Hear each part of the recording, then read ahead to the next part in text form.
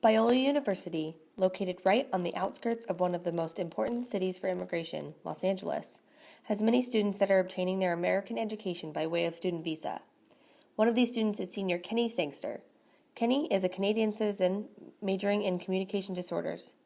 She has had her student visa for over 3 years and gives an inside look on her journey as a Canadian citizen in an American university. I got my student visa. I think it was probably like a month or two before I came to Biola. So once I got accepted as an international student, then you had to go through. There's a lot of like forms and figuring out all that stuff. So I don't remember the exact timeline, but it was before I think once I was enrolled or in the process of enrolling, I had to figure all that stuff out. I think it was easier than kids from other countries because Canada and the States have a pretty good relationship. So yeah, it wasn't too complicated, and my parents helped me out a lot with that. Like, my dad's a lawyer, so I think he knew all the legal things, so that was helpful. But yeah, it was just making sure that we had all the correct forms and they were filled out the right way, and then you need copies of everything for you and for the school, and then an extra one and all this stuff like that. So it's kind of just more time consuming than anything. But Biola was pretty helpful too with like letting me know what I needed and sending it all in and the deadlines and all that kind of stuff. So I think like once I got here, being an international student became a bigger deal. Like, I was like, oh, it's no big deal. Like, I'm from Canada, you know? And it's like, out of all the countries, it's definitely the one that I'm sure it's the easiest to, you know, go back and forth between. But yeah, just like different things like getting a social insurance number and getting like even to work on campus was like more steps than it would be if I was a citizen. You can work with a student visa, but in order to get paid anywhere, you need a social. So I didn't have one of those, but I'd already been hired in AS. So they were like, "Oh, haha, you're not international, are you?" And I was like, "Oh, yes, I am." Like, psych on you.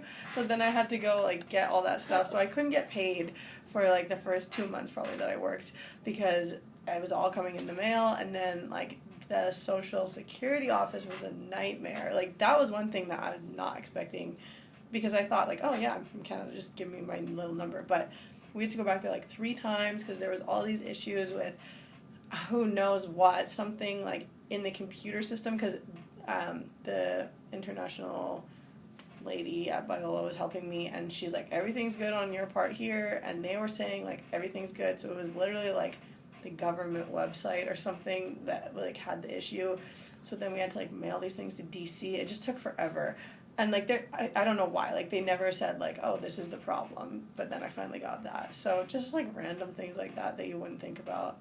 So like once I graduate, I can like have an extension of my student visa and work in an area of my field of study for a year. So just like that kind of stuff that I'm like, like just why can't I just get a job? But there is a lot more to it, like little nitty gritty things that, you know, just like with my passport and with the time that I can be here and home and all this stuff, like remembering the dates that like I exactly arrived in the States, like I have to do that every time I go back. But what happens after graduation? Fortunately for Kennie, her plans might extend past the Americas, but the process is not as simple as you think. I'm looking into going to grad school in Australia, actually, which would be so fun, yeah. So that's kind of like that is like my ultimate dream. But again, like I would be international there, but theirs is even a little bit different, like compared to the States and Canada, because Canada and Australia are both part of the Commonwealth, right? Both under the Queen, sort of, not really, but anyways, it's like easier. Like I was researching it and talked to this girl, and anyone can get, any international student can get a work visa for like 20 hours a week or something in Australia that's not on campus, whereas here I can't do that, right? Like I can only work on campus.